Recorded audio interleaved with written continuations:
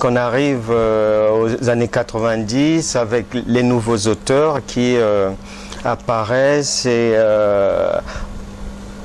ces nouveaux auteurs par rapport à leurs prédécesseurs, qu'est-ce qu'ils vont emmener de nouveau dans cette littérature du Sud comme thématique?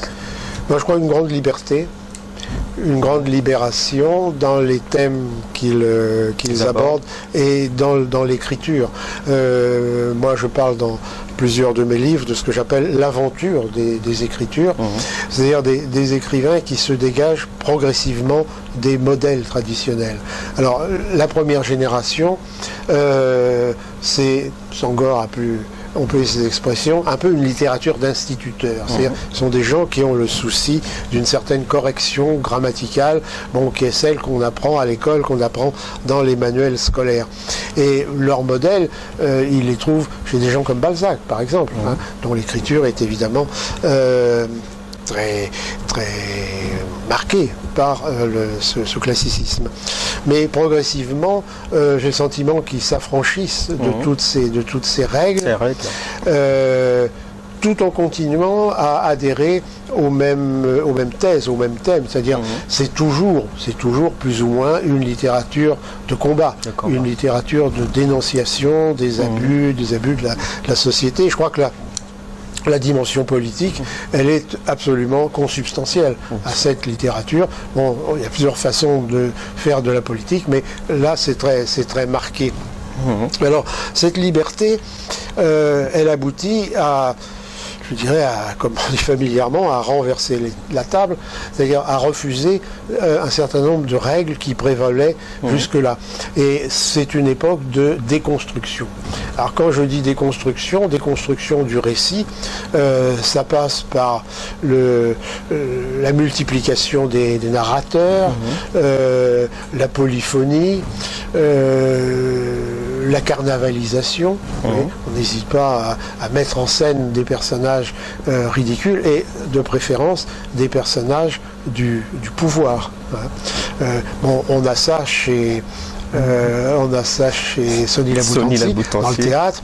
Bon, un épisode, je ne sais plus dans quelle pièce d'ailleurs, le tyran est assassiné et on le retrouve dans les toilettes, dans les cabinets.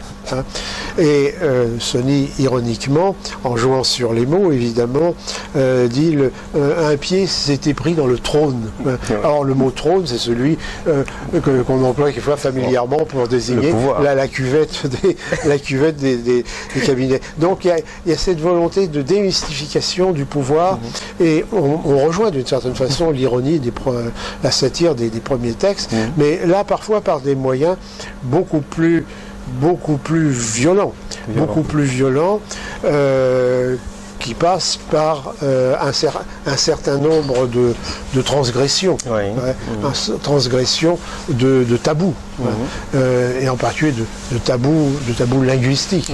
Et ça, Calix Beyala emploie une langue qui a choqué, venant de la part d'une femme, une écriture, je dirais une écriture du corps, où elle dit les réalités de la corporité des femmes.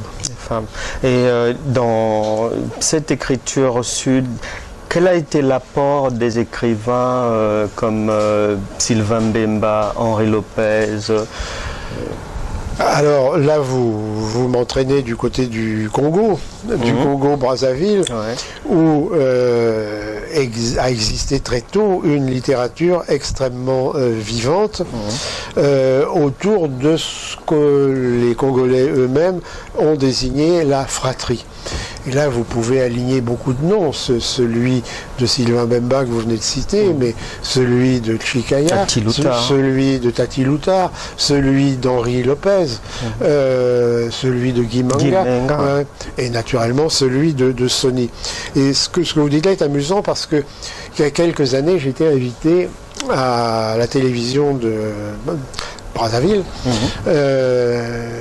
et j'étais invité à une émission qui a lieu le dimanche, le dimanche soir, qui est un peu un résumé de la semaine. Et donc, j'étais de passage, j'étais un invité de marque, entre guillemets, donc je suis allé à l'émission.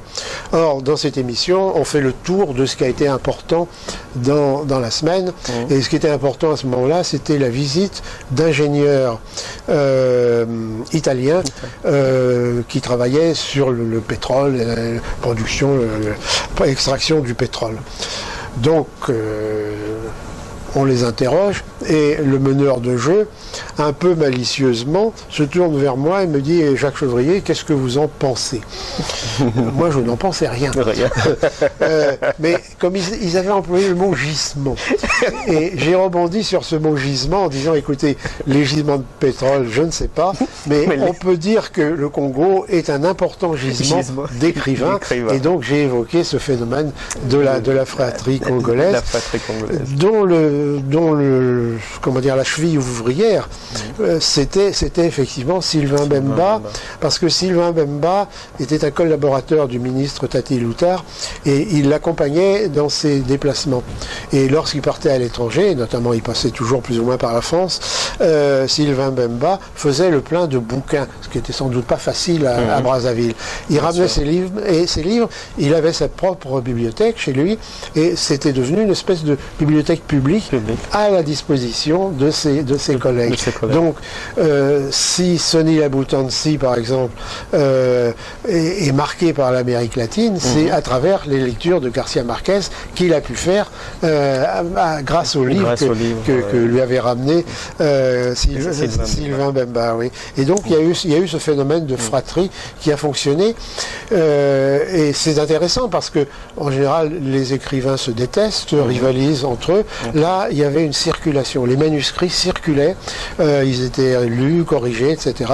Et je pense que ça peut expliquer cette vitalité étonnante d'un petit pays. Bien sûr, bien sûr. Et on sait que Léon Gautran Damas, Dany Laferrière, Maryse Condé et bien d'autres ont vraiment marqué la littérature d'une manière générale et puis influencé aussi pas mal d'auteurs francophones.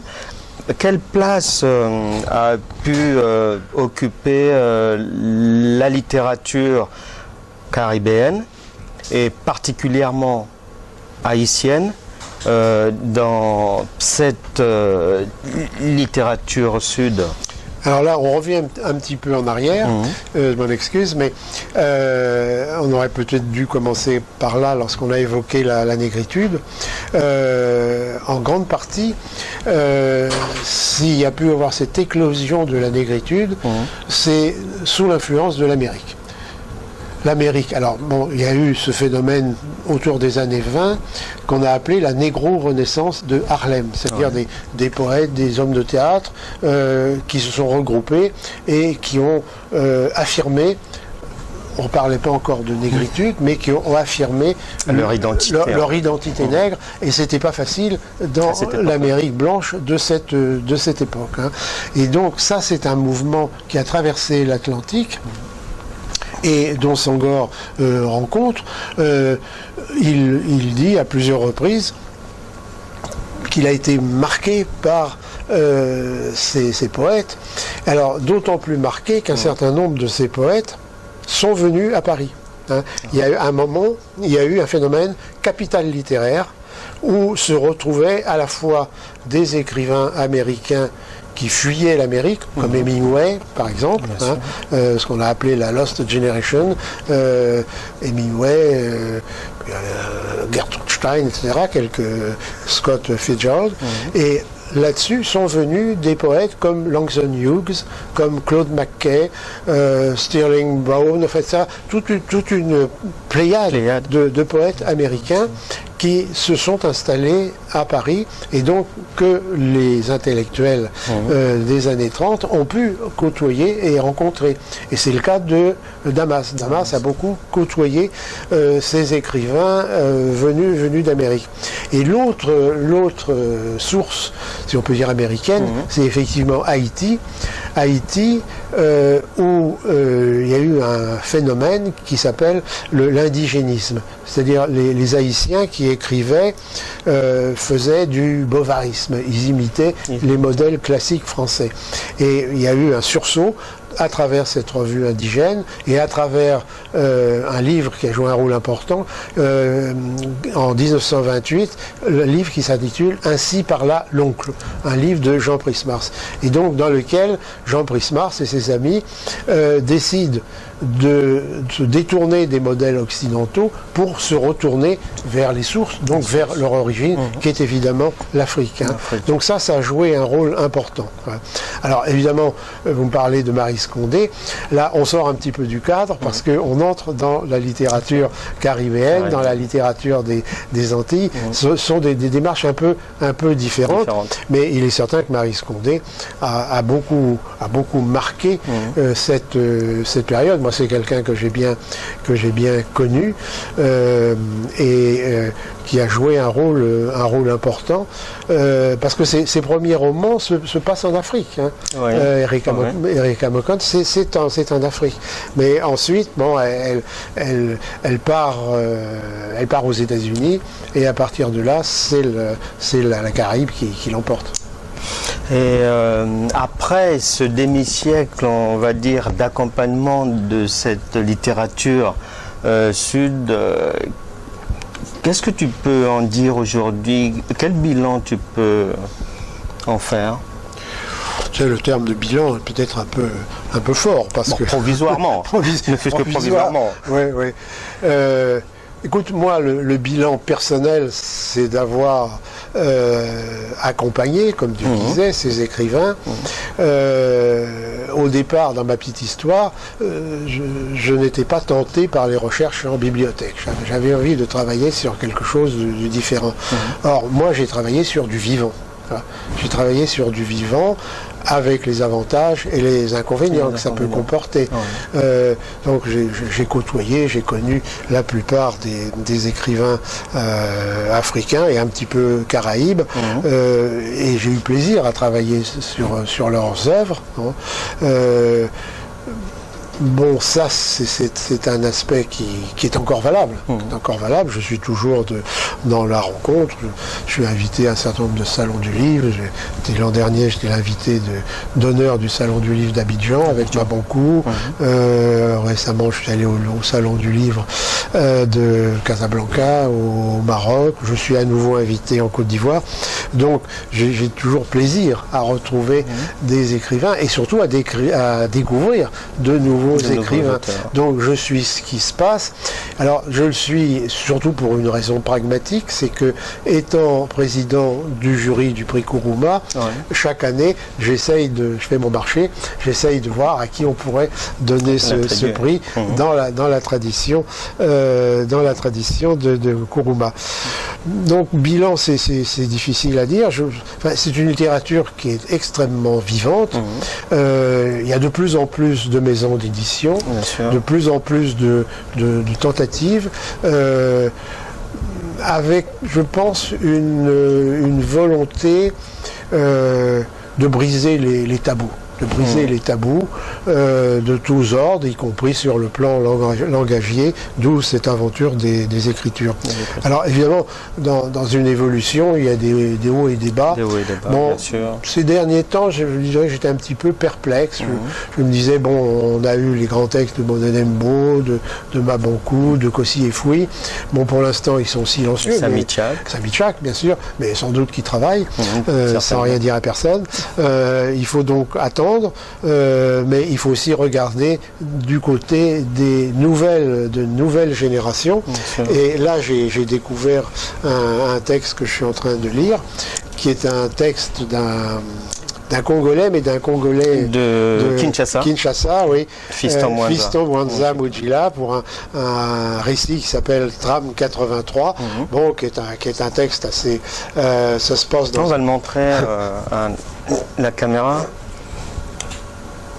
Et venons-en aussi à ton dernier ouvrage sur le poète Gabriel Okoundji, mais ce poète qui tient à conserver le lien entre les ancêtres et les vivants. C'est fondamental. C'est fondamental. Toute son œuvre poétique s'articule autour de deux figures tutélaires, qui sont d'une part Bernadette Ampilly, qui était sa tante, il dit tante-mère, qui l'a beaucoup influencé, qui a été d'une certaine façon son professeur, entre guillemets, au niveau de la transmission de la tradition orale, et d'autre part Papa Pampou, qui était également une sorte de tuteur, et toute l'œuvre est adressée à ces deux personnages tutélaires qui ont disparu, mais auxquels il rend hommage. Alors ça, c'est évidemment l'axe de l'œuvre poétique, mais à côté de ça, il y a chez lui un sentiment d'appartenance à ce terroir du Congo qu'il célèbre à travers toute une série de poèmes. Bon, c'est un éloge de la nature, un éloge de la nature. Bon, il évoque tour à tour les fleuves. Les arbres, etc. Enfin, il est très près du terroir. Et en même temps, c'est une œuvre de quête. Parce que moi, ce qui m'a frappé quand j'ai lu pour la première fois son œuvre, c'est ce que j'ai appelé l'intranquillité. Donc, Okunji est un homme toujours en quête, toujours en recherche, hanté par la mort, par la peur de la mort, mais en même temps soucieux de tracer sa voie et surtout de transmettre. C'est-à-dire que quand il évoque les ancêtres, s'il rend hommage aux ancêtres, c'est parce que les ancêtres lui ont transmis une manière d'être, un savoir, des valeurs, etc. Et que lui, à travers sa poésie, entend aussi transmettre ces valeurs, que ce soit les valeurs des ancêtres ou que ce soit des valeurs contemporaines vis-à-vis desquelles il se montre extrêmement circonspect. Il ironise notamment sur le bavardage contemporain. Il privilégie le silence. Il dit que quelquefois le silence est préférable à la parole, lorsque cette parole est une parole banale, une parole galvaudée. Je crois qu'il y parle à un moment des calebasses percées. On tend vers la fin de notre entretien. Un dernier mot, un conseil peut-être à tous ceux qui voudraient aujourd'hui se lancer dans l'écriture ou bien qui ont du mal à publier leur manuscrit, un conseil à ces gens qui parfois sont saisis par le découragement. Oui, les possibilités de publication sont de plus en plus nombreuses. Il fut une époque, c'était difficile. Bon, il y a une multitude de petites maisons d'édition qui sont prêtes à lire. Mais le conseil que je donne, c'est un conseil d'universitaire, c'est un conseil de professeur. Je dis, il faut lire. Je dis, il faut lire. Combien de fois j'ai reçu des manuscrits, qui n'étaient pas inintéressants, mais qui témoignaient de lacunes au niveau de la connaissance. Et je pense que la meilleure façon pour un écrivain d'écrire, c'est de lire. De lire, non pas pour imiter, mais pour s'imprégner, pour être dans un univers du livre. Et à partir de là, peut-être rebondir avec sa propre sensibilité et avec son désir et sa technique à lui. D'accord. Mais merci bien Jacques d'être venu à nous. Je rappelle que tu es agrégé de lettres modernes et docteur ès-lettres. Actuellement, tu es professeur émérite à la Sorbonne. Tes travaux ne tiennent pas sur une feuille A4. Il y en a beaucoup. Je rappelle ton premier ouvrage qui certainement, s'il avait été publié aujourd'hui, aurait fait grand bruit, Littérature nègre, publié en 1974. Ça ferait polémique, curieusement, aujourd'hui. c'est pas moi qui ai choisi le titre, mais je cherche pas à me défausser. Quand j'ai écrit ce livre, c'est une époque où je rencontrais Senghor assez souvent, et je lui dis, écoutez, il m'a demandé quel est le titre. Je dis, je sais pas, j'ai pas de titre, et il m'a dit, pourquoi pas littérature nègre, on parle des arts nègres, etc. Ben, j'ai dit, bravo, allons-y pour littérature nègre. D'accord. Et ton dernier ouvrage, c'est celui-ci, hein, dédié à l'œuvre poétique de Gabriel Okoundji, publié aux éditions Cheminante. La Cheminante. La Cheminante, Ouais. plutôt. Gabriel Okoundji, poète des deux fleuves. Merci bien. Je rappelle aussi que tu es le président de l'ADELF, hein, l'association des écrivains de langue française. Merci, et puis que tu as accompagné pas mal, plus d'une centaine de thésards dans leur soutenance, de multiples soutenances, à ton actif beaucoup de colloques, beaucoup de conférences à travers le monde, beaucoup de séminaires, et que tu es chevalier de la Légion d'honneur, promotion du bicentenaire de la Révolution française en 1998, et commandeur dans l'ordre des Palmes académiques, octobre 2004. Merci bien Jacques Chevrier d'être venu à nous, et ça a été un immense plaisir pour nous de parcourir avec toi l'ensemble de ton travail d'accompagnement durant un demi-siècle en ce qui concerne la littérature sud. Ben écoute, merci de ton accueil, et j'ai été très heureux de cette conversation un peu à bâton rompu, mais qui nous a permis quand même de baliser un parcours. Merci bien, merci Jacques, et à très bientôt. À bientôt. À très bientôt. Juste le temps de dire au revoir, et puis on s'offre un café. D'accord. Merci bien, cher ami de Livre Hebdo. Donc j'étais avec Jacques Chevrier. Auteur, professeur de littérature et spécialiste des littératures sud, qui nous a fait le plaisir de venir sur le plateau de Livre Hebdo, et ensemble nous avons évoqué l'ensemble en peu de temps de ses travaux. Nous nous retrouverons prochainement pour un nouveau numéro de Livre Hebdo. D'ici là, portez-vous bien et prenez soin de vous. C'était Livre Hebdo de Jacques Chevrier.